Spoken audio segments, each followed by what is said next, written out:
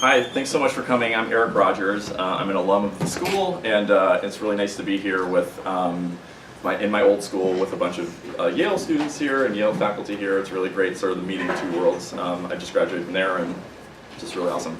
And my communal friends. So yeah, this is part of an Immanent Urbanisms series of lectures. It's one of our panels where we are going to be talking about communal housing, and that fits into the series basically because the series, as I mentioned earlier, is based around the ways in which everyday people are actually making what they will of the built environment despite design. So it's basically like the ways in which design thinking and reshaping the city is happening in the hands of like normal people who do not have design backgrounds. So yeah, this panel specifically is going to talk about communal housing and its various ways in which it confronts the existing built environment. There's a lot of us who have been doing the practice of creating communal housing in the existing built environment, despite the fact that architecture and planning have traditionally been somewhat against what we're doing. Like if you think about the built environment, it's very much designed for families and singles, especially the housing stock. And we've had to deal with that fact in creating communal housing maybe earlier than its time, like before its time. So yeah, we're going to be talking a bit about that and the ways in which perhaps it could be institutionalized, maybe some of the problems that come along with that. I just want to introduce with a bit of sort of theory getting into practice. So I was recently reading Michael Hart's introduction to this book called Radical Thought in Italy, and in it he talked about how most theorists today lack a movement, and that this moment in the 70s was perhaps in his mind the last point when theorists had a movement that they could theorize about, and today theorists don't have those movements. In many ways, I feel like this panel is going to address something which is quite the converse of that, which is it's sort of a movement without theorists, and we really want to like bring this conversation into academia. Like we are people who are doing this stuff in our everyday lives, and I think the diversity of opinions represented on it probably are indicative of the fact that like we don't have like a coherent theory that we are following. Like there's no like prescribed directions. We're sort of making it up as we go along, and I think some of the insights you're going to hear from us are based on that stuff. So yeah, I want to introduce the panelists now. So there's 6 of us. I'll be going first. You already know me. After me will be Jessie Kate Shingler. So I'm going to be talking basically about multi-household or multi-unit communes. And Jessie, I think, is going to be talking more about global networks of communes. So this project with the Embassy Network is basically a distributed co-living network. So she's going to be talking about that. After her, Creon Levitt, who works at Planet Labs, and before that was at NASA. He's going to be talking about working on setting up and maintaining and living in these communities and basic insights that relate to that. After that, we have Emily Abruzzo from Yale University, who and also Abruzzo of Boziak Architects, and she's going to be talking to us about, as a practicing architect and architectural educator, about the question, is less enough? 100,000 homes for San Francisco, so she'll be posing that question. After her, we have Zach Benefield from the Radical Fairy House movement, although I'm not sure he totally adopts that term, but it's the closest one I can give to his projects, and he's going to be talking about his own involvement in the creation of queer spaces. And after that, we will finish up with Jay Standish, who's a founder of Open Door, which is working to connect these sort of bottom-up commune social impulses with more top-down resources and dealing with things like architects, zoning typology, housing typology, development, and banks. So these are very pragmatic questions about how this type of social arrangement can be more institutionalized. So I'll just kick it off with my spiel.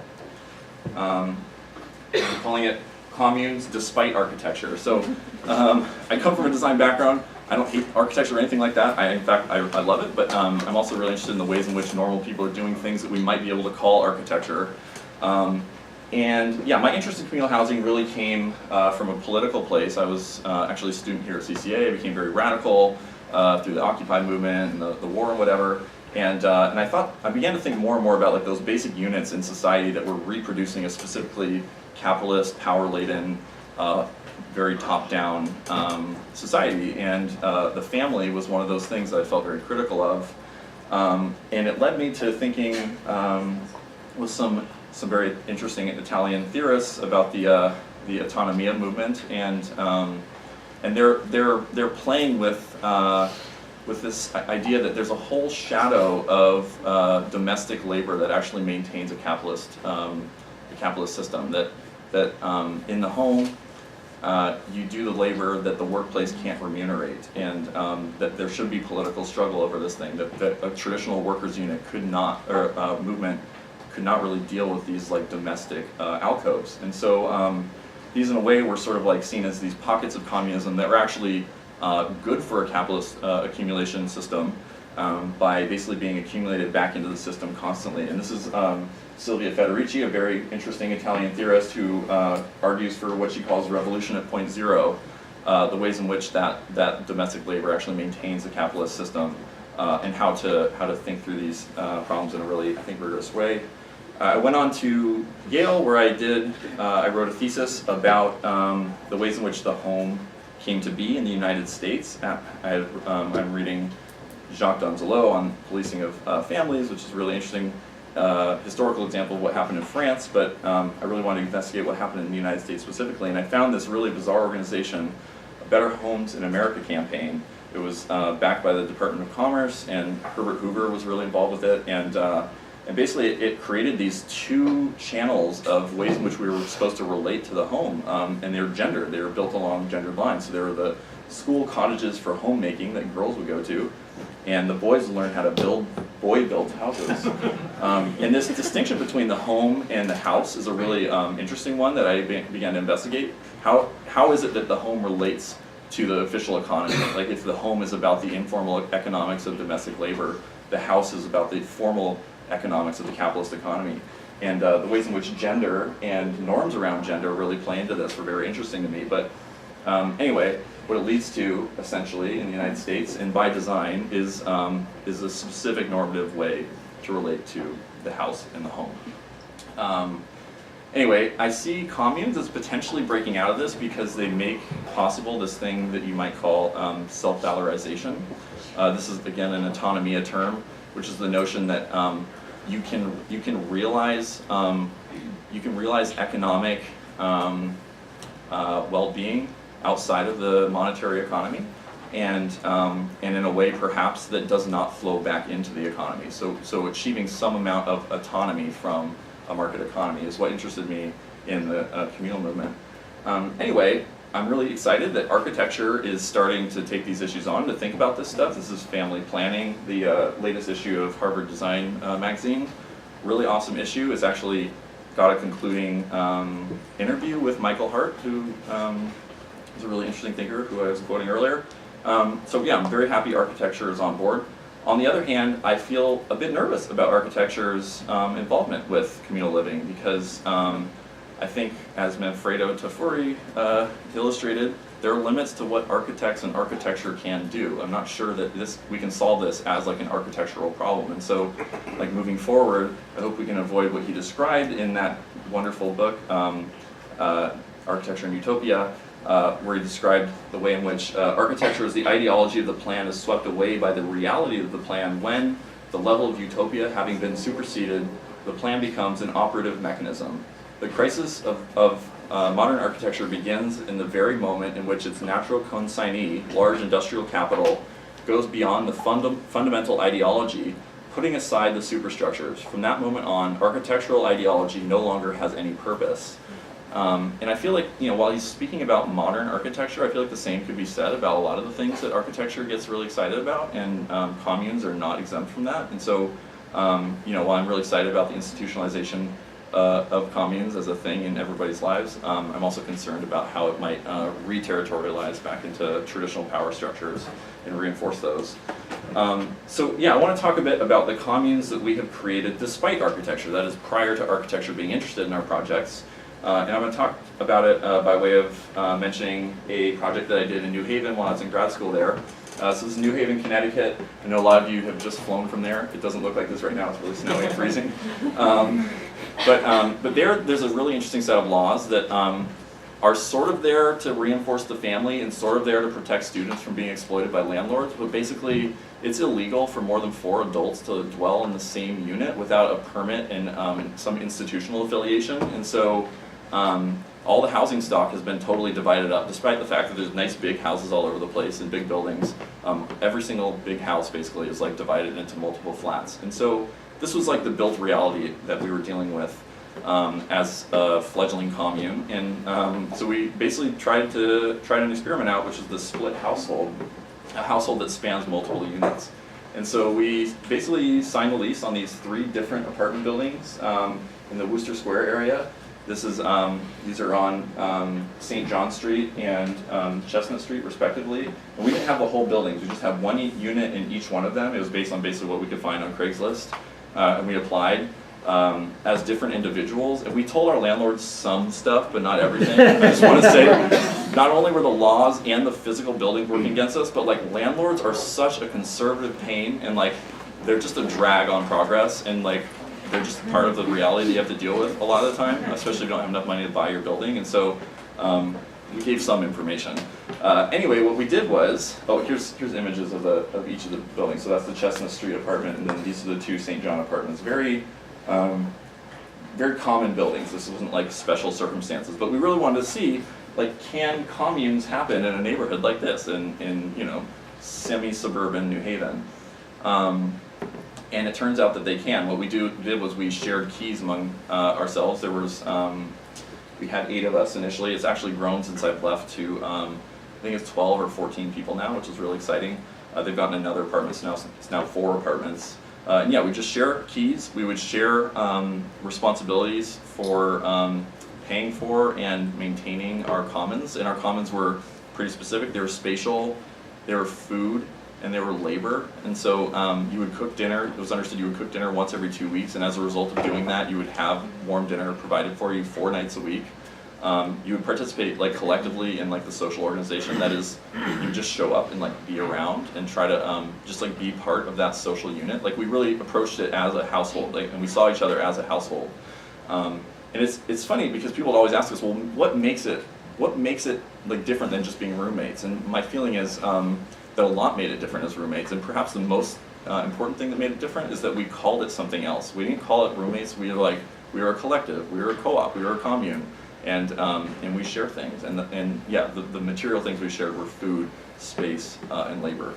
And it's relatively unassuming from the outside. You wouldn't think that there's anything crazy going on in there, except for this little peek into the window of my former bedroom. And yeah, I just want to show you some images of our space. So it was like an attractive space. We'd like have guests over, and people would want to be in the space. And I think something about the tidiness of that space made it so that people wanted to be in it, which is really nice. We also tried to be just a little unconventional in sort of how our space was arranged, so that you would get some of the nourishment that you didn't get from what is New Haven, especially in the winter, which is really cold and dark and dreary. So we were really interested in like how we could rejuvenate each other, not only through like social interaction, but also through space. We had really wonderful dinners, home cooked dinners all the time, and dinner parties, which were a big fixture. We also had some exchange with, I was living part-time in a commune in San Francisco at the embassy, and we had some exchange with people from the embassy, and residents from New Haven would also visit the embassy in San Francisco. So there was like a nice exchange of people and culture between multiple communes. Yeah, this is just like casual time, watching movies or hanging out, eating cheese and crackers or whatever, dinners. And we even expanded to include many people who are outside of the community. So what's really exciting about the collective for me is that it's not just involving the people in your residence, that is your residence, but people like peripheral to the community. So these are 2 of the MED students. I think 1 or both of them are here right now, actually, studying in the commune, and we'd have people over for dinner. And it was cool how like this collective thing, it had clear boundaries in terms of who was a resident, but it was actually really blurry who was part of our community and who was not. Anyway, the thing you can see, I'm sort of talking about it from 2 different angles. On the one hand, there's like the strategy of, is it possible as an experiment? And on the other hand, I feel like there's like I have like a real like warmth and like personal connection to like what we made possible there and what like became a reality, which is just this wonderful household of people who are mutually supportive and the efficiency of what we were doing too. Like it made the quality of all of our lives much, much higher. But if I can return a bit to the strategy, I'm really curious about like how we can make things that actually spread. Like how do we make things that can scale, that can be practiced everywhere? And I think this idea of the split household was a really important question for me because it means that you can basically do it anywhere. Like it didn't matter. Like our hardware was not so relevant as our sort of social software. Our sharing of the keys, our deciding to be a collective, our deciding that anyone in the collective could have access to any of the other apartments, and really like getting that clear from the very beginning.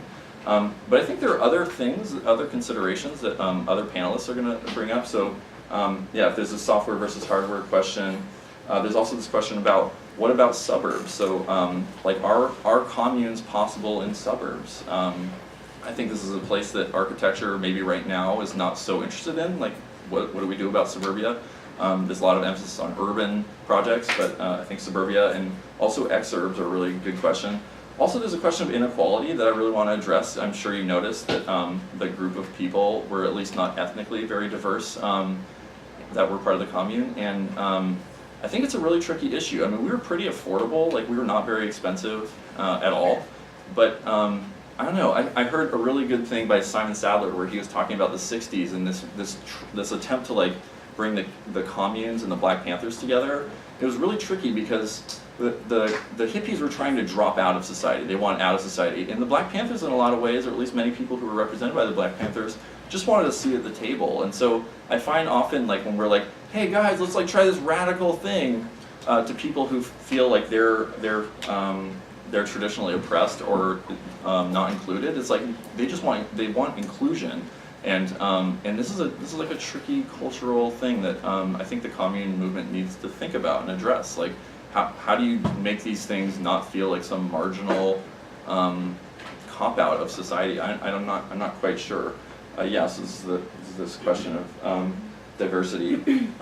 And so another, I think, strategy that I believe Jesse's going to talk about, so I won't talk about it too much, is how to connect multiple communes together. So if you can connect multiple households into one community, how do you create a larger community of connections so that you can use each other's resources or have support in other cities if you travel or move to other places? Like how can you set that kind of a thing up? And I guess I just want to end on these questions because they feel very unanswered to me, but I'm hoping some of our other panelists might have some stuff to say on them. But yeah, on that I'll turn it over to Jesse.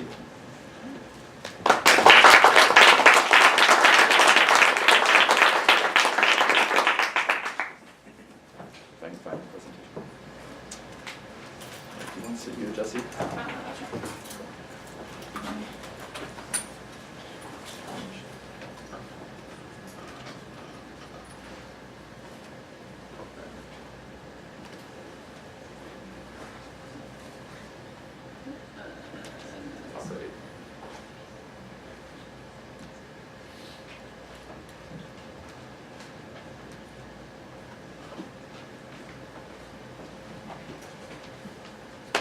I'm Jessie Kate.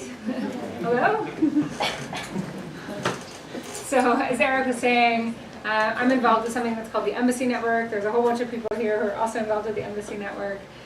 We are a collective of people and spaces that are experimenting with culture and with commoning. And I'm going to go into a little bit of what that is, but that is primarily commoning with space, and it's primarily through co-living spaces.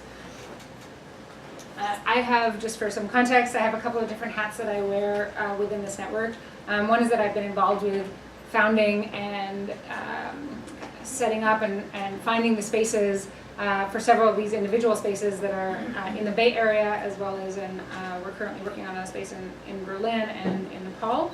And then I also do a lot of work at what we call the network level, so looking at designing processes, memberships between spaces, technology and tool development to support movement of people between these spaces. So kind of some of the hardware and the software layer, as Eric was referring to it. Again, for some context, our model, if you can call it that, is not prescriptive by any means. All the spaces in our network are independent and autonomous, but the vast majority of them have a few features in common. One of them is that they all have long and short-term accommodation. So we have people that are staying anywhere from one night through to many years and everything in between. And we have people who have memberships, so they'll come a certain number of nights a month. Then we have people who are maybe medium term, so they'll come to the Bay Area for several months, and then we won't see them again for a few years. So we really have this spectrum of uses of the space.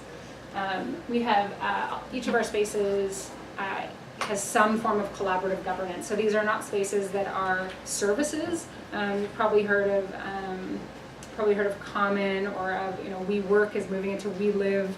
These are big co-working spaces, and I think co-living is following that kind of interesting pattern that's similar to co-working in the sense that you're going to have this, or you're seeing a proliferation of the spectrum where there's much more corporate spaces as well as much more community-run spaces, and ours are definitely on the community-run side of the spectrum. So we have shared governance in all of our spaces.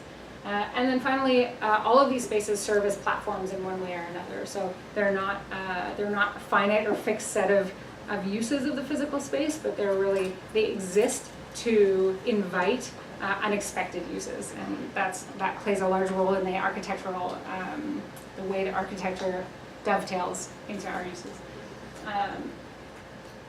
We are really focused on new ways to share space. And so that, as Eric was saying, goes across the globe in terms of people coming in from out of town, but it also goes with our local neighborhood. So, for example, Zarina organizes lectures at the Victorian and at the Embassy that are really drawing people in off the street, talking about, like quantum physics and the upper hate, where we have, people, everything from physics professors to homeless individuals who are coming in to experience the talks that are going on there. Just for concreteness, the top picture there is the Red Victorian. It's a 20-room bed and breakfast co-living hotel, as we now call it. It has about 2,000 square feet of commercial space on the ground floor. And we do co-working there during the day. We have art gallery space. We have some maker space. We do events in the evenings. Sometimes we get a nonprofit liquor license, and we do bar events. All kinds of stuff. And then about 10 of the rooms are for long-term residents, about 10 for short-term, and some people are medium-term, and they kind of cross that divide. The bottom one is the Embassy, and that's about 10 rooms. Roughly 2 or 3 of them are short-term, and the rest are long-term. We have co-working there, we do events, we do dinners. And even like the number of rooms, for example, that are short versus long-term, it's not fixed. I can't say it's exactly this many, because depending on the month or the time of year, it will be fluid. So all of that is kind of setting some context to the provocation that I think Eric is really offering us, which is the ways in which we find that our use of space is really challenged by and offers a challenge to the normative city. And I see that there are 2 kind of patterns that really emerge from the ways that we use space and want to use space. One of them is what I would call inversions, and I'm going to talk about that a little bit more. And then the other is fluidity. So many of the different uses that we have involves fluidity in time and in space. So the first one of these is really going from what we would traditionally call multi-use, so something like a building that's got commercial on the ground floor and residential upstairs would be a multi-use building. But we actually have fluid and parallel uses. So at different times of day, you might be seeing people co-working versus hosting an event versus a fashion show versus a makerspace. But you also might have multiple of those uses happening at the same time. So that raises a lot of questions about what are we classified as, what building permits do we need, what zoning permits do we need. I think Jay's going to talk a lot more about that. But certainly it has challenged a lot of the city departments that we've tried to work with. We did some renovations at the Red Victorian, and there was sort of a comment down there about zoning.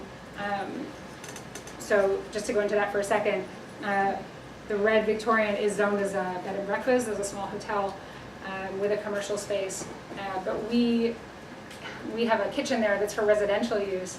And when I went to talk to the Department of Public Health about our kitchen permit, and I said, well, the kitchen is meant to be used for for the housekeeper or the hotel manager. Well, we actually have a collective of 15 to 20 people who are all hotel managers. So can they all use the kitchen? And they were kind of like, I'm not really sure.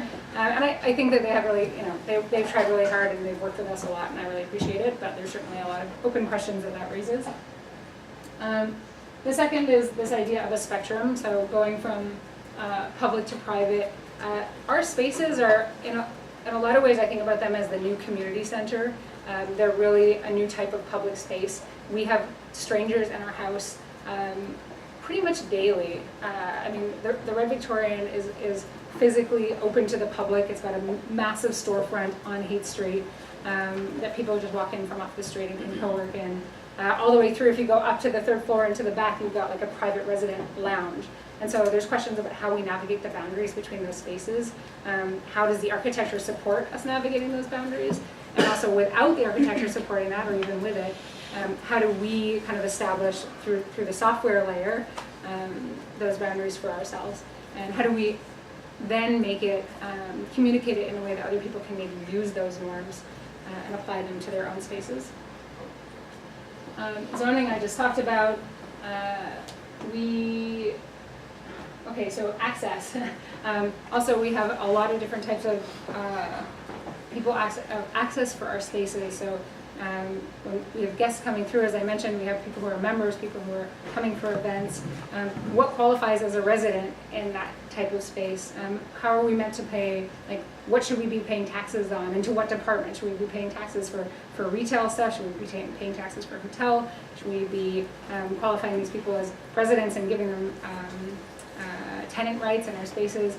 I think we're really interested in finding ways to be compliant with the cities that we're operating in, but it's really very clear how to do that. Inversion, I mentioned, this was actually brought up in the Harvard Design magazine that Eric pointed out, and there's a really great article in it that talked about the ways in which sharing of space kind of inverts public and private.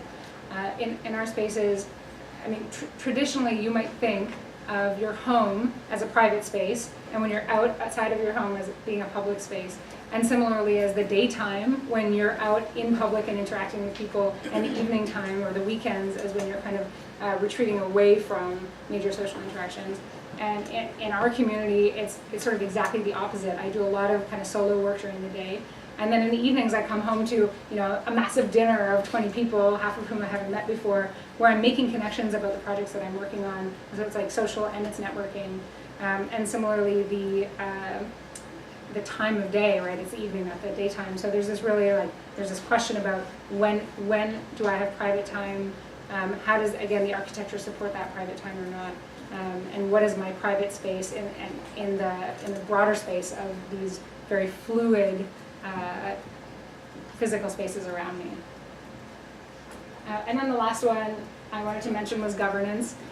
So of course we are collectives, we govern things together. So if somebody calls and says, who's the manager, I want to talk to the manager, or you guys aren't following some rule, we're all the managers.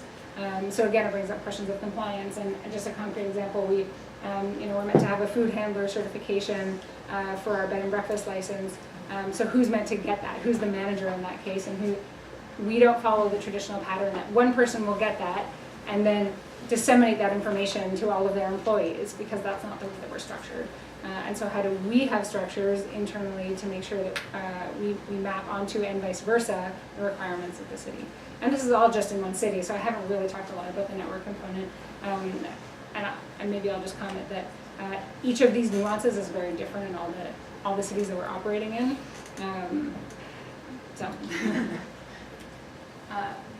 This doesn't relate to the inversion or the fluidity per se, but I think affordable housing, to kind of one of the motivating factors of this panel, for me this is a really interesting one.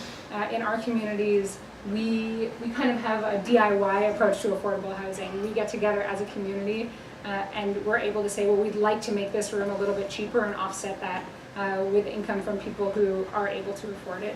And this isn't going through any kind of bureaucracy, except for the extent to which you consider communal meetings bureaucracy.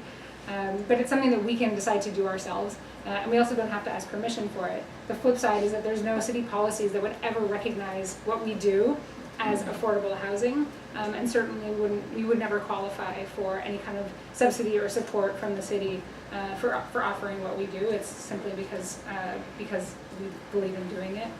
Similarly, the spaces that we offer outside of housing, just for events and other things, they're all free. And so again, it's that kind of a new type of public community space that's supported by a pooling of resources in a really interesting way. So I'll just end with a couple of simple hopes and dreams. I think there's very much a don't ask, don't tell thing that goes on with communal housing and all the various externalities of that. There's a lot of great intentions, and I know tons of people in the city who are really trying to support the projects that we are all undertaking. So I don't think it's due to lack of willingness. These are just really complicated systems, and it takes a long time to change them. But if we could get beyond that, maybe through something like a working group with the city where we could actually have a bridge or a channel to communicate these things. There's so many of these spaces that aren't on this panel right now because they don't want to talk about what they're doing and they don't want anybody to know about them. So to be able to channel that information and make space for it before they're in trouble or even bad things are happening because there's no way they could have been compliant would be really excellent. And that's it. I'm going to turn it over. Thanks.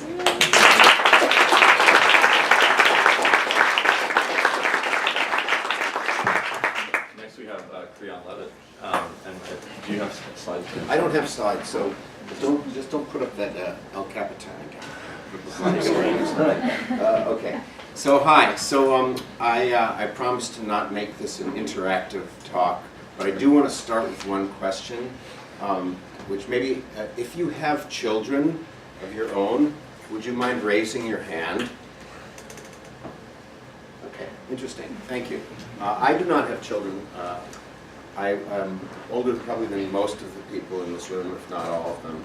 I got married very late in life, just a couple of years ago in my 50s. And so I found myself, actually I just realized for over the last 20 years, living in communal situations. And I don't just mean sharing a flat, I mean communal situations like our previous speakers have been talking about. And I am going to start sort of where I'm going to end the talk. And what I mean by that is, one thing which is starting to weigh on me now is the following.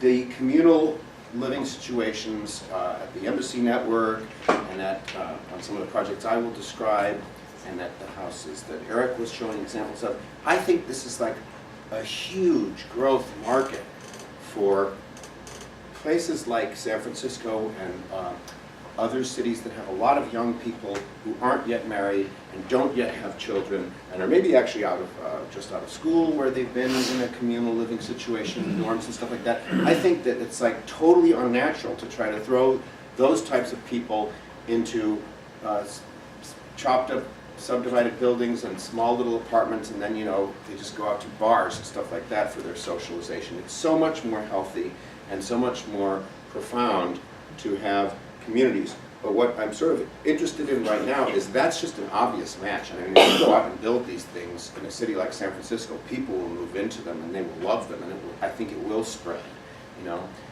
But I'm sort of interested, I know Jesse is too, in a certain sense, of how we might take this to the next level and have things that are more friendly to children of various ages and stuff like that. We know we have the classic co-housing model, which is fairly friendly to that. Several small houses and a few shared common areas. That's sadly all too rare in the Bay Area, much more common in less progressive cities, interestingly enough. But I think there's a whole stretch between the shared houses like in the Embassy Network and classic co-housing. I like to think of the following story. Okay, so in human prehistory, which means for 99% of our existence as humans, we lived in tribal groups, right? They had maybe roughly 50, 100 people in them. And then eventually when we had agriculture and urbanization and stuff like that, we had cities, and they were too big for everybody to be together. So we had villages, we had extended families. That was for most of the rest of human history, right? And then eventually we had actual cities, and so we broke down really into just family groups within the cities, but family then meant, you know, most of your relatives, aunts, uncles, grandparents, grandchildren. And then, of course, I mean, I'm not telling you anything you don't know as architecture people, with the invention of the automobile and the invention of the suburb, and, you know, this became what most of our country, unfortunately, thinks is the traditional family, but it's actually not traditional at all, right? You know, the nuclear family, really a very modern invention in the form of with its own house. And then from that, of course, that is unstable. I mean, it just doesn't, it's certainly at variance with the majority of human history. So the nuclear family turned into the single parent family, and then it turned into the runaway, no parent people, and you know, there's nowhere left to go except for back towards a more natural community. And I believe to some extent the communal experiments like Embassy Network and all these houses and the things that I've been doing are striving to get back to this somewhat natural state, or at least take the best of the old and combine it with the best of the new. Now, I'm going to tell you about one particular experiment that I've been doing for a number of years in this area. When I decided to leave my life living in a flat in San Francisco, I was attracted to the houseboats of Sausalito. I don't know how many of you have ever gone up and wandered around the houseboats of Sausalito, but you should. They're a treasure and one of the most interesting pieces of architectural uniqueness in the world, and certainly in California. So go spend a lazy Saturday when it's nice weather walking around all the different houseboat marinas in San Francisco. You'll be pleasantly amazed. Anyway, I was drawn up there, but and it was sort of the you know, a lot of the hippies and ex-hippies and outsiders who lived on these crazy houseboats. But I was drawn to like the outsiders. So some friends of mine lived on a giant ferry boat, or a big ferry boat. It was like maybe 8 times as big as this room. And I was fortunate enough to spend a number of years aboard that ferry. I think Jesse's been, I know Jesse's been, actually maybe one of the only ones. Alan Watts used to live there. And it was run sort of as a communal situation. We all took time to help maintain it and things like that. Eventually, I tried to set up communities on ships. And I think that if you've ever studied like Christopher Alexander, like a lot of us amateur architect people do, ships have design patterns all their own that are actually made for community. In a ship, you have these tiny little cabins. You have almost no private space. By a ship, I mean a working ship, like a cargo ship or an oil tanker or a ferry boat. You have tiny little cabins that's just enough space to sleep and brush your teeth. And then you have everything else is communal, the workspaces, the dining spaces, the lounging spaces. And so I believe that if you want to figure out how to create workable, economical community spaces for the types of people who would like to live in them, you might want to look at ships and the design patterns which are implicit in the construction and operations of ships. Everyone has to work together, but they need their private space, etc. And also, I would suggest that if you're looking for inexpensive housing stock and a way to do something really revolutionary, you might want to realize that there are literally thousands of ships in this world which are they're not in good enough shape to still be ships, or they're not economical to still run as ships, but they're in perfectly good shape, and it's a tragedy to scrap them. We have cities like San Francisco which have moribund ports and dozens and dozens of docks. Ships could be brought to these docks. The infrastructure is there, although it's somewhat decaying. They can all be hooked up to electricity, sewage, and things like that, which tend to still be at these piers. You can have many, many thousands of units of community-type housing booted up in relatively short order if we really had to do it or wanted to do it. And then, if the demand goes down, or the old piers need to be converted to something that makes more money, the ships can depart and go somewhere else. But I think there's something, I've learned something from this ferry boat and ship experience, and while I'm not saying that architects should necessarily jump on board, I think they might want to study ships and consider naval architecture and consider how to work at this interface between the land and the water and do something along these lines with these entities that were created to hold community within the hull. Thank you.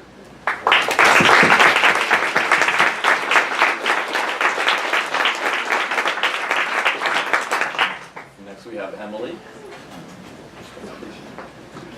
You want me to do one for you? Sure.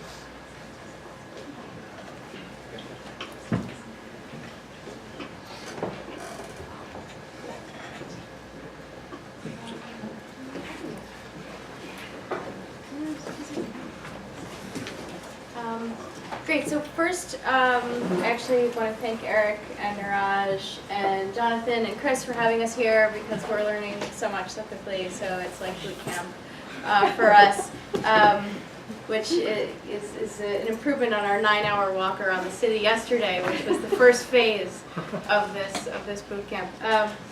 But, you know, I think just to sort of recap for those who don't know, this is the second time I'm teaching with Pier Vittorio Aureli, a studio on housing in San Francisco at Yale, and it's a topic that is complex, so we decided to keep addressing it for a second year as we learn more and as the work becomes more rigorous and informed.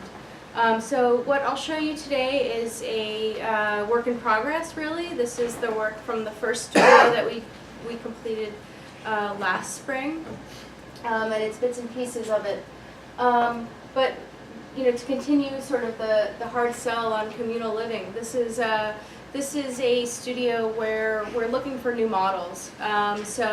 Instead of shrinking the typical home, how can we give something more, both learning from San Francisco to create things that are specific to the place, but also thinking about new models that perhaps don't quite exist.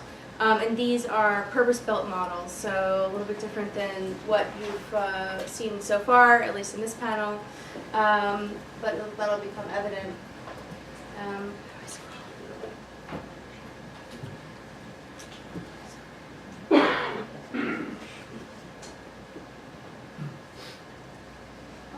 Great. So the place to start is looking at how the city gets subdivided, so focusing on the city center and the grid that starts to define parcels of land and how those dimensions actually start to define the home in San Francisco. So the townhouse variations everyone's familiar with, we looked at those plans, but also things like SROs, and so-called hotels, and courthouses, Otero Terrace here, but also models like the Palace Hotel, which is something that really intrigued us because it has both places for personal space, but that are small and efficient, but then also these generous communal moments where you can really have an expanded life. So in exchange for less personal space, you have this kind of much greater square footage and access and communal activity available to you. And that's something that sort of was has gone away.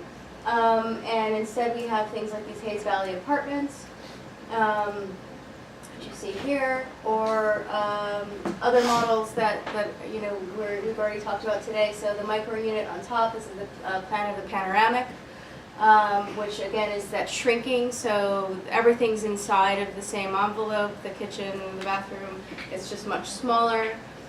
So there might be communal spaces in the building, but it's not necessarily used because you have everything in your unit.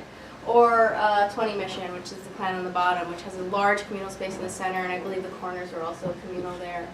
So a very different type of model. And then we also looked at precedents, and we're continuing to look at actually many more extensive precedents this year.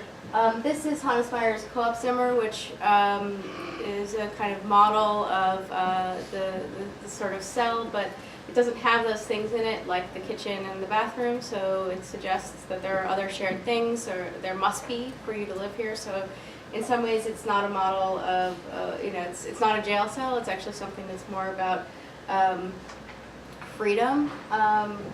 And another model is the Le Corbusier Le Cabanon, which, though more hermetic, starts to suggest, again, that the kitchen is removed, so there's some relationship with the outside, but also ways that we can think about efficiencies, so looking at built-ins and things like that.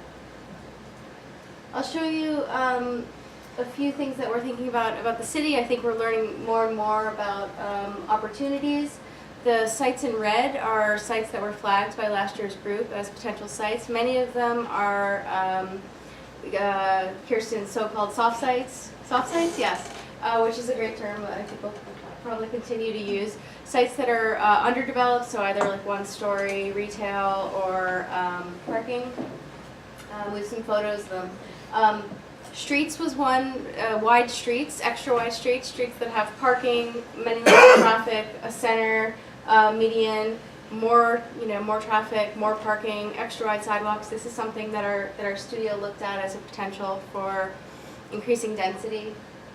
Gas stations, parking lots, empty lots, and here we're looking at a port lot, and the piers.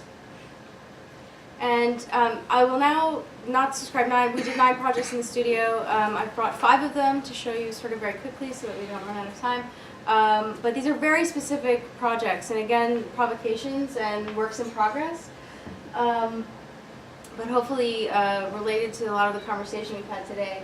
So the first is called Court, and it starts with a very simple idea of a wall, essentially, with kind of 3 divisions.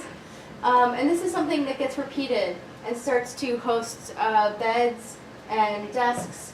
And in this kind of repetition, we start to see, hopefully, not only the ability to accommodate different sizes of groups, so the single person or the 2 people, or the ability to expand, but something that's not necessarily geared towards the nuclear family. Here we have a kind of idea where when the bars of the units meet, we get common space, and below that you might have a kind of shared live-work situation on the ground floor. So these start to move together, and by their massing create all different shapes to fit different sites in the city.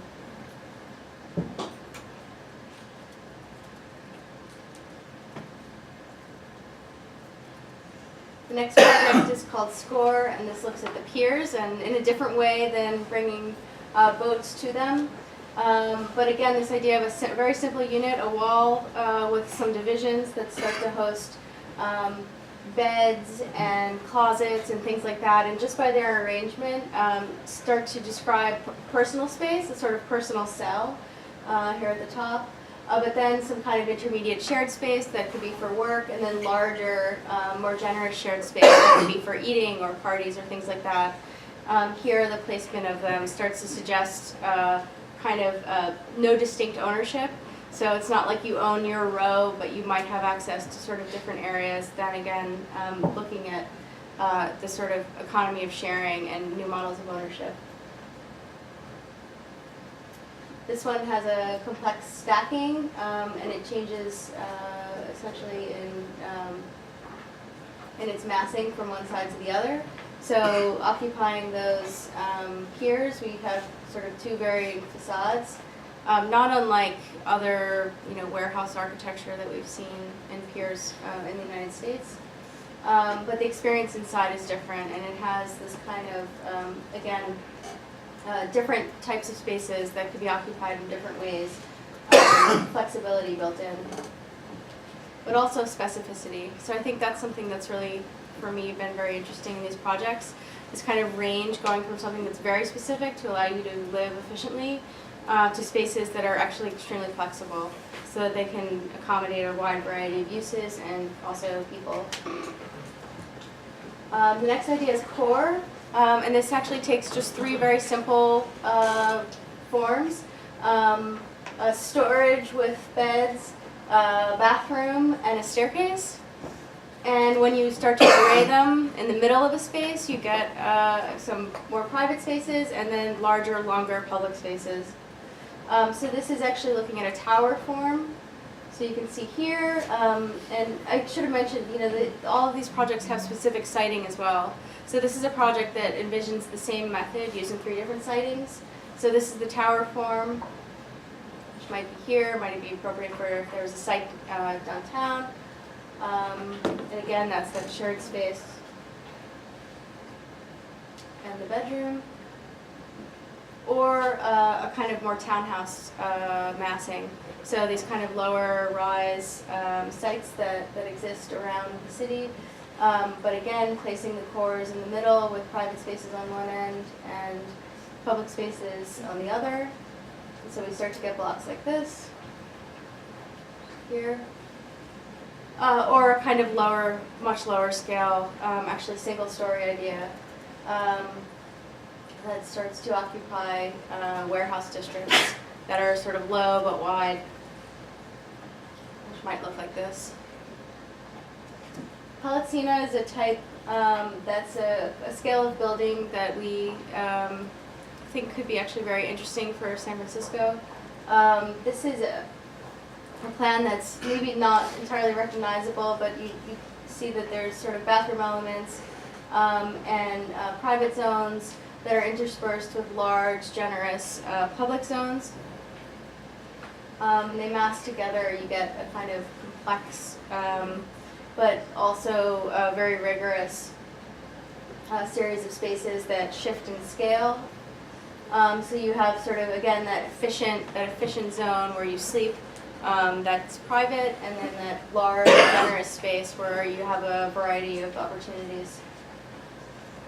This one is defined by its core, essentially, and that can start to be amassed in different ways. So this does fit on a lot of city lots, but another option is to actually start seeing this as a low tower form that gets repeated in perhaps a checkerboard grid, maybe on larger sites, potentially that might be at the edge.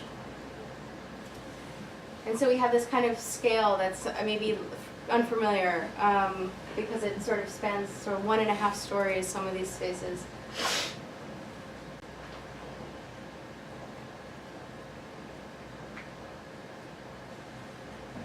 And the final is Arcade. So this is a project that looks at collective space a little bit differently. This is one of the projects that looked at the streets. This is looking at wide streets. So the area of study that we looked at was really the corner of the city bordered by 16th Street and Divisadero. So thinking about where there are these sort of wider roadways, could we have either housing that occupies just the parking, or another version that occupies the median, maybe taking away the parking. So both versions were drawn. So this is more of a hermetic kind of living situation, but it has underneath a kind of shared working space. So there we are with the wall removed. Or this version, which is really more of like maybe a hotel where you stay for a few nights, and it's on the median, and this is a double loaded version. And the working space is there, and the living space is the last. That's it.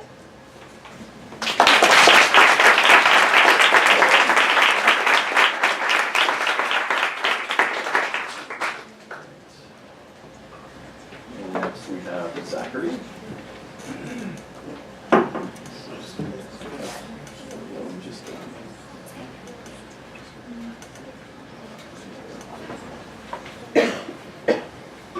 Hi. So, I only brought a few pictures. I wasn't really prepared for a slideshow, and I'm by far the least academic of all of us on the panel. So, start with talking about how I started. My parents were hippies, and I grew up in a house that had multiple families living in it all the time, and they switched in and out a lot of times along the lines of like refugees or different crisis eras, like people will be through for like 7 to 10 months, usually backed by churches or different programs.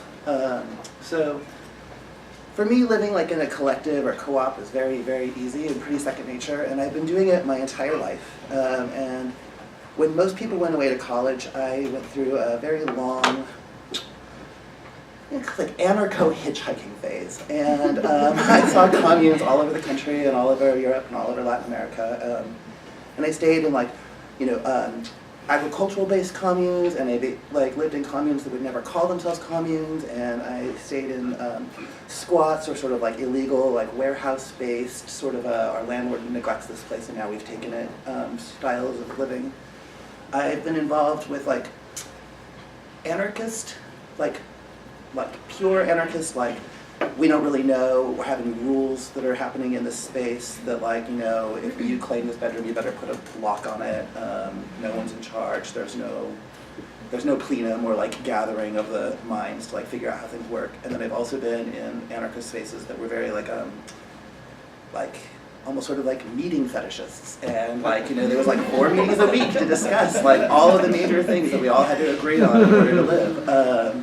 And so I've seen like every different style of like authoritative group dynamic. Like, so how are we going to make this decision? Like, oh, this one person's in charge, or all 15 of us are in charge.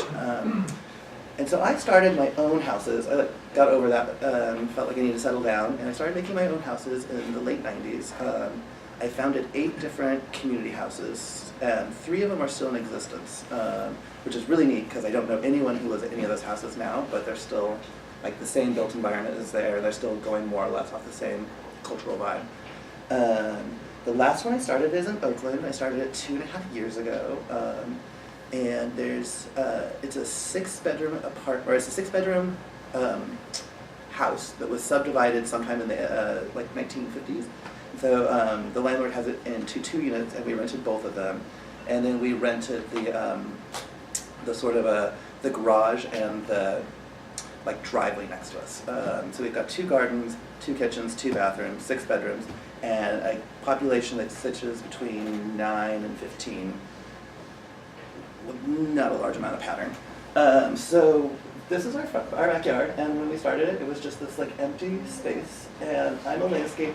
I make landscapes for people, and normally everything I do is very controlled and very like museum-y and arty. But because I was going to have all these roommates, we needed something that invited people to feel welcome. So a lot of how we structure our built environment is by sort of inviting some level of visual chaos. And so rather than like, you know what I mean? Because it says like everyone feels welcome here, because it's like, oh, I know exactly where everything isn't. So people go crazy a little bit in my house, because there'll be times where you're like, where are the pans? And you're like, well, someone did the dishes and they thought we had a bad system for where the dishes were, so they moved them all. Look around. And then we've had like 15 or 16 different major, concepts of how like the dishes get stacked, or where do the towels get stored, or things like the laundry machine has moved like 5 different times in 2 years because someone decides one morning that they're like, this is not good feng shui for our use, so they move it. Basically, that's like the most important part I want to tell you, is like the practical thing, and that in my experience, that how communes, the most important thing with a commune is actually like the emotional, intentional choice to be in one. And that regardless of what is wrong with the building that you're in, as long as the people have made a choice to become ready to do this sort of thing, then you're gonna be okay. Is that you can work around all sorts of things. I've seen people cut holes in rentals, which is kind of crazy, and like remove studs and do all sorts of like home repair that their landlords would die if they knew. But the most important part really is that people have to choose, and that we come from a culture where there's not a lot of reward for being a communal, that the competition is highly, highly, highly enforced and is rewarded in people, and most people don't have a particularly large skill set around communicating, forgiveness, sort of cutting people slack, accepting that somebody else has a very different sense of ability than you do, and these are the sorts of lessons I feel like communalism is really going to be bringing forward, and especially now that we like live in the age of the internet, and that what I've sort of seen is that people got more like typey type. They're really not as good at like parties or social situations or meeting somebody in the elevator or handling things like the grocery store. People are all stressed out at the grocery store all of a sudden. It's like, a lot of it is like people have to actually decide like, okay, everyone else is fine too, and how can I not mess with them like as part of my daily life, and how can I sort of like let a lot of things like roll off my back. That when you live alone or when you live like with just like your nuclear family, you don't have to practice anywhere near as often as just be like, oh, I'm sorry, I was wrong yesterday. I totally ate the last of your milk. I got in a fight with my boyfriend, I kept you up all night long. Whatever it is, like there's like a whole lot of things that happen when you live with people, and you have to be able to sort of like work with people where they're at. So I want to show you guys just the pictures because this is what it looks like at night. We throw a dinner party every Monday, and so I guess two things are really fascinating about my house is that one is mixed generational. We have 2 men in their 50s, 1 man in their 70s, 3 guys in their 40s, 2 guys in their 30s, and 1 guy in their 20s. That's all men. And we throw dinner parties every Monday, and those are catered by 2 other elders who pay money to stay at our space whenever they want to. They each contribute like $100 a month, but they actually have their own houses and their own like sort of like grown-up away from us lives with partners or whatever. But they sponsor and cook the dinner, and they utilize that as their sort of like community time for the week, so that they like can schedule in like, oh, now I've got a big family moment. And what's fascinating about it is that the dinners have been going. We've had like almost 150 of them now, so like we've been doing them for exactly 2 years, and people come through and love them and have an amazing time, but there's no RSVP, and so we never know if it's going to be like 30 people at dinner or like 75 people at dinner. And so we've gotten very good at learning how to flex recipes and being like, oh, head count, let's do another rice maker, let's do 3 more rice. It's like you just learn very quickly how to scale things up. But the reason I want to bring up the mixed ages is kind of how we got the place is when I got evicted out of San Francisco. This is from our Bernie Sanders. We just sponsored what's it called, phone banking. We had like 40 people sitting in my garage calling for politics. So that's like the message board. This is a party that we threw like 3 weeks ago. My garage has, it would be a 3-car garage, and so sometimes it hosts like art studio stuff, and sometimes it's got like drag queens. This is a rapper. They're about to do live beatboxing. They had to move everyone back so they could have break dancers. And the next morning at 9 a.m. we put in a dining room table, and we served like a meal to a nonprofit that needed to have that's being founded right now, so they don't really have space to do meetings, so they did the meeting in our garage. And there was still confetti and glitter everywhere, and we did not take on lights. But the reason I brought up the old people is because when I got evicted from San Francisco, I didn't have any money at all, and it was a really hard time to get it. And so we asked a lot of the elders, like, can we borrow some coins to start up a new commune? And the gay elders, watching how much of the housing crisis was going down, were like, yeah, we'll give you guys 10 grand, but you have to take a pick. There's like 7 men over the age of 70 who've just gotten evicted. You have to take 2 of them. And that's the only way we'll get it. And we took 2 of them, and one of them actually moved on to another house because he didn't like living communally. But I think that that to me sort of showed me that intentional communities were really like functioning and working, is that people who were maybe never going to come to our house paid for us to get it because they didn't want somebody else to not have a home. And I think that that's like a particularly awesome testimonial to like what co-living can do for people.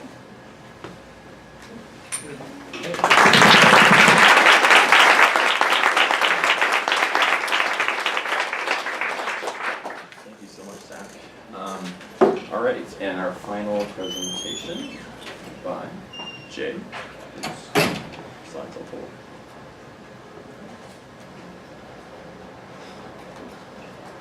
I'll turn it over to Jay. Thanks. So everyone pretty much already described co-living, community living of various different flavors, so I'll skip this part. So Open Door creates co-living houses. We have 3 in the East Bay. And the upper left is the farmhouse, which was our first project. It's a master lease of an old Victorian farmhouse. It's 16 bedrooms. So what do you do with a 16-bedroom house? Most people don't have that many kids. this is Euclid Manor, built in 1910. The most recent house of ours, sort of a master lease, sort of a partnership with an investment group. And then not pictured is a house called Canopy, which we bought in Oakland and renovated and shifted around the kitchen and living space from 2 4-bedroom apartments and opened one of the kitchens up, moved some bedrooms around, and created a real communal living and dining space. So we are kind of like the Intel inside of community living. So we create real spaces for real people, but we do a lot of the heavy lifting that is a gargantuan effort for a group of people to come together. The 10 grand being a good example of like, how do you get the house to begin with is a huge barrier, especially when we're talking about properties that are 5 times the size of a normal apartment. More pictures of just stuff and people and dinners and poetry slams and whatnot. Already went through the houses. So what we found in the process of trying to start these houses is that there's a limited supply of 16-bedroom Victorian farmhouses that are perfect for communal living. So, right, developers are mostly building studios, 1 bedrooms, 2 bedrooms, and maybe some 3 bedrooms. And the way that a project design is like, what's your unit mix of 1s, 2s, and 3s?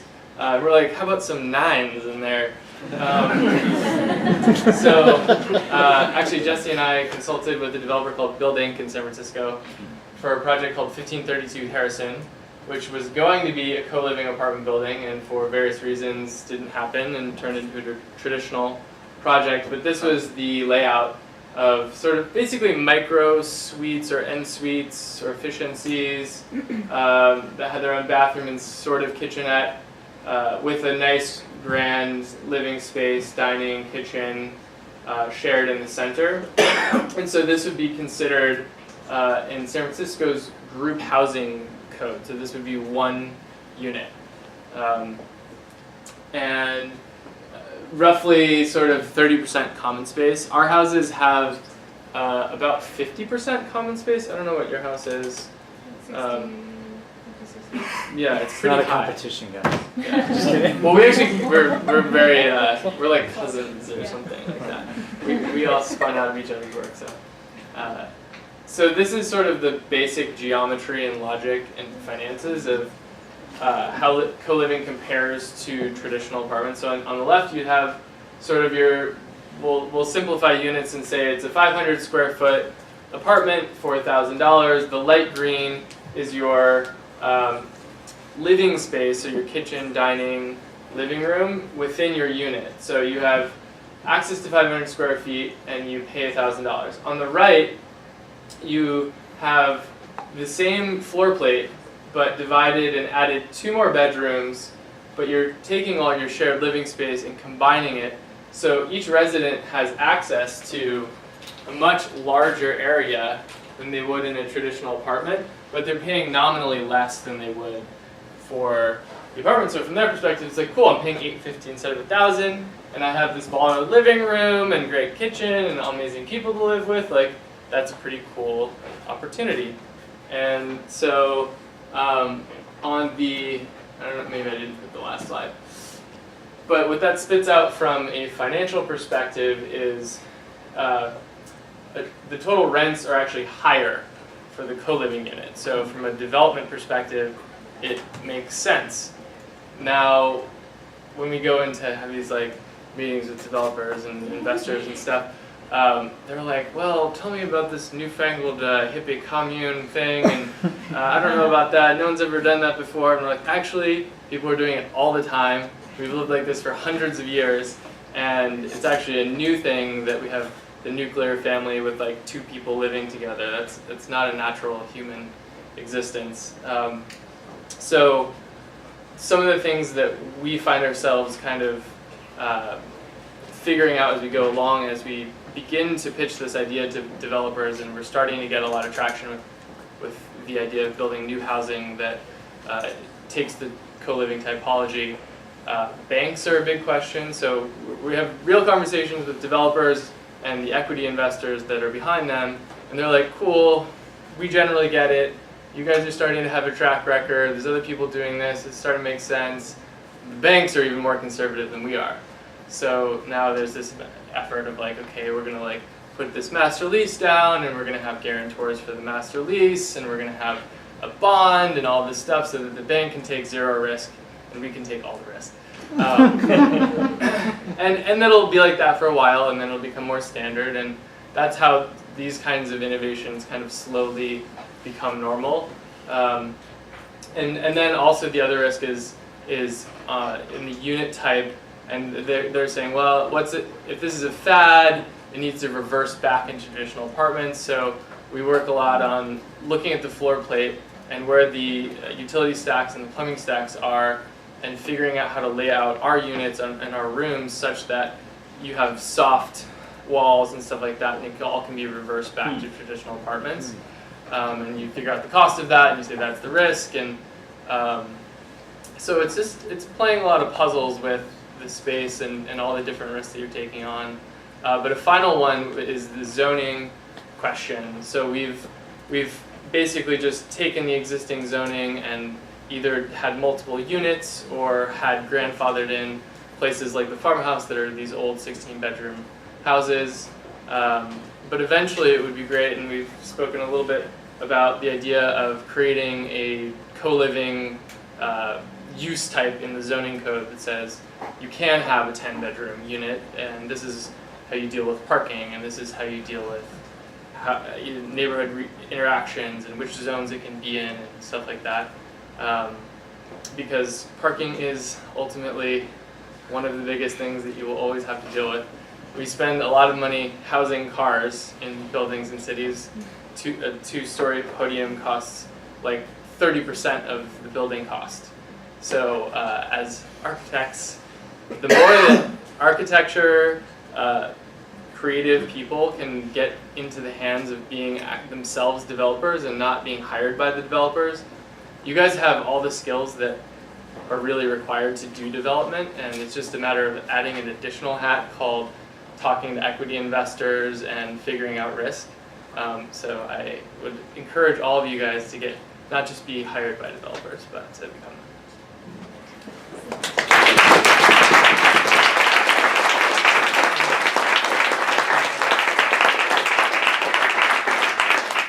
So that concludes our panelists' presentations. We're at 6:30, which I believe means that we're done, but take a few questions. How about that? Does anyone have some burning questions that they must ask? Why don't we start with Serena? Yeah, so I just wanted to touch on the idea that you talked about at the beginning about the family being a pocket of communism that supported capitalism. And I guess my quick question is, how do we stop communes replicating that?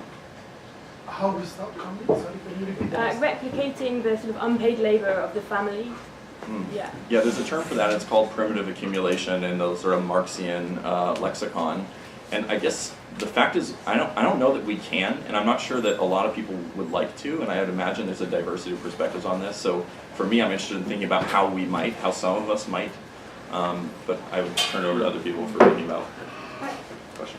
I was actually kind of noodling on this, and one thought, I don't know if it's an answer by any means, but one thought was that one thing, what communes also do is collectivize public space, as we were talking about, and I think that one of the powers in collectivizing public space is that we can ask different questions. So there's a certain, whether it's implicit or explicit, there are certain things we have permission to ask in existing public spaces, like certain ways of being that are okay or not okay. Certain salons or discussion topics that would be acceptable in, say, like the Jewish Community Center versus the Embassy Community Center.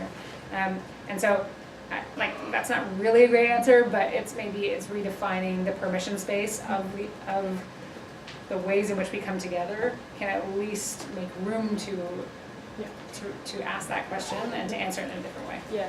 Actually, I should just quickly tell an anecdote about, so I went for dinner at Zach's Radical Fairy House in Oakland, and I was one of 2 women in a house full of 25 men, and at the end of dinner I got up to do the dishes, and Zach stopped me and said, no, women don't do dishes in my house. And so there are interesting examples of culture creation, I think, happening. Does anyone else want to take a stab at that question? I guess I just want to say that to answer that is, well, one, that is a true thing in our house because there are so many boys running around that we have to like enforce feminism. We have to be like, hey, pay attention to how you are acting in the world because otherwise we don't have enough girlfriends kind of reminding us, unlike you would in a more mixed gendered environment. And then the other thing that we found is that our rule is like give as you are able and it's joyful. And so like the work, while it's like you're never gonna get paid for doing the dishes, and you're never gonna get paid for like cleaning the windows, but it's better to just do the work as long as it feels nice to you rather than be annoyed that it's not being done. And so that's one of the ways that we try and sort of change the economy around who does what work. I hope we don't lose track of this, the fact that even if the labor is done for free, it has this multiplier effect. Like when I fix something on the ship, many people benefit from it. And when I fix something at my apartment, not very many people benefit. So giving maybe a new value, a cultural value to domestic labor, perhaps is a good answer to that question. Yeah. Any more questions here, Victoria? Yeah, actually, maybe a question that I found maybe kind of provocation is the link between, one hand, the political economy. I really appreciate that in most of your presentations, you really went to the pragmatics of the community. Because, I think one way in which as Eric was saying, the ethos of the commune is being appropriated by mainstream culture is really to idealize the commune as this kind of idea of sharing, the sharing economy. And I think that what I found really interesting in your presentations that you really went to the nitty-gritty, to the struggle actually, which is, I think, very, very important. But I think there is also an aesthetic issue. I think the movements you mentioned at the beginning, the autonomia movement, that the centri sociali that it produced, it was also using very specific aesthetic forms, music, culture, art, that was very specific, and it was really trying to basically develop a gap between those communes and the rest of society. Actually, look into some of your images. I know that it might sound a very trivial remark, but some of the images you showed about your communes, I think that this would be like the wet dream of any developers to have this kind of very cozy coffee shop atmosphere, this kind of lounge. And I wonder whether you are thinking about that because, actually, this is actually how gentrification starts. And I wonder how, in regards to your idea of self-valorization, how you actually make sure that what you're doing in a way is not, potentially gentrifying the places in which you start these communes. That's something we didn't get a chance to talk to is about ownership, which I think is the next phase of all of this. As we create the operating model, we distill the way of like running and starting spaces, and there's a clear culture and a way of being. The next phase is how do we begin to collectively own these spaces, which I think will more deeply address the gentrification question than anything else. And also the financing structures that are required for 10 people to own a house together can also be applied to how do 10 medium income people own a property together in their neighborhood such that everyone is participating in the economic growth that's happening versus getting pushed out. And that's not the only solution, but I think it's an important one because otherwise you just see large investors who are able to pay higher prices for things and benefit from growth of the neighborhood. So I think it's a really interesting point. And San Francisco right now, as I'm sure is happening in many other cities, the micro units are, I think, in danger of becoming, a kind of commoditization of a kind of a hack of existing, housing stock that people used to utilize to make places more affordable. If you've been around for a little while, you might remember live-work lofts in San Francisco, which was, a very similar tale where, changes were made to, zoning and building code laws to allow people to have these, loft spaces and no parking. And lo and behold, developers loved them. They were, really happy to build, more units with no parking and lower costs. And as a spatial type, they proliferated all over the city until there was a moratorium put on them. But, I think it's just a cautionary tale in terms of, how, on the one hand, it's really important that the architecture facilitates this form of living, but at the same time, how does it not become commoditized? Could I maybe just, because I guess I'm curious from you guys who have experiences living in various forms of experiments, how much does it allow you in your day-to-day to kind of sit outside the systems of capital? Because I think that was sort of where Eric started, and I guess if it allows you maybe to sit outside those systems. No, it does the exact opposite. I mean, if you're going to try and run a community, capital is a starting requirement, and capital is always an issue with you. You have to run your spreadsheets, and it's weird. It's like you're a landlord, but you don't own the property. That's a pretty common thing, I think, among some of these players here, and so it's really important. In my perspective, I want to say one quick thing about ownership, which is that I totally agree. I think that is the next frontier. I think it's a frontier also as the community, as the communes. I don't really like to call them that. Move from young singles to more successful, more mature, more starting families and stuff like that. There's a real opportunity there, and also, of course, owners. I mean, it's just a different mentality, right? If you're renting a place, I don't care whether it's a commune or not, if you're renting a place and you put a big gouge in the floor, you're just going to put the rug over it, And if you own it, you're going to think about fixing it, in general. Lastly, I want to say, and this is something for the architects, I solicit opinion on this. Cars, parking, are we kind of like shutting the balcony door after the cars have left with the rise of ride sharing and stuff like that? Like, are we going to build more skyscrapers with 30% of the money put into parking garages that remain empty? I just moved into an apartment with a parking garage, and there's no way I'm renting a parking space. Not to cut off the discussion, but I should extract our two speakers to give them a little time to get set up in the auditorium before the 7 o'clock start. And congratulate all of you guys on this great conversation, and ask you guys to just make sure to wrap it up in time for people to have a break before we start at Temkin at 7. Thank you. I think that's a good way to wrap it up.